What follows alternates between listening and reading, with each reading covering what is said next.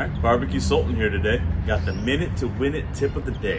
What I have here is a beautiful Wagyu brisket out of Jack's Creek in Australia.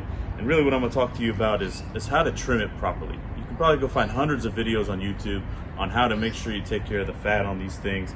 And really, it's all personal preference. For me, I always like to keep about 1/4 inch all the way through, especially on the flat end of the brisket where it's going to tend to get a little bit drier as it cooks. This side will cook a little faster than the point side. Obviously the point's nice and fat and thick. It's got some big fat content inside of it. This brisket already has the decal off, which is the big fat piece here on the back side. So for me, I'm just going to trim up a little bit of the excess fat, keep the rest in it, so that way we keep a nice moist brisket and cook it all the way through, and it's going to be delicious at the end. This is actually the underbelly of the brisket here. Usually don't want to forget to look at this side, right? A lot of times we just tend to focus on the top part, but see, as you can tell, we got some excess fat here that we'll want to get rid of, because you want to get a flat and clean cook all the way through. And when you've got this spottiness is where you're going to have spots in your brisket that are going to be difficult, and they're going to taste a little different or dry out a little bit more. So it's very important to look at this bad boy on the bottom and see what you need to clean up. All right, so right here you can see this big piece of fat.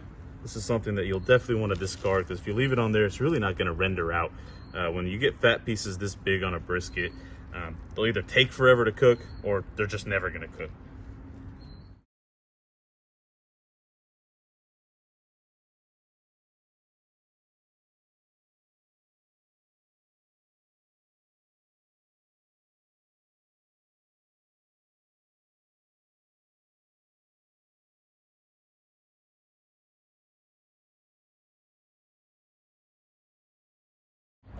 Now that we got this bad boy all trimmed up, you can tell I got a nice even fat layer almost all the way throughout.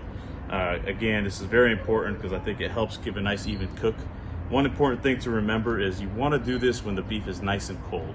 When it's cold, it's easier to cut. When it's warm, it gets a little jelly and difficult to cut through. So now that we're all done, we're going to pop this bad boy back in the fridge until tomorrow morning. Pull it out about an hour before the smoke, so that way it brings to room temperature. Season it up, throw this bad boy on, and can't wait to enjoy it about 10 to 12 hours later. That's all from the Barbecue Sultan today. Remember, no flame, no game.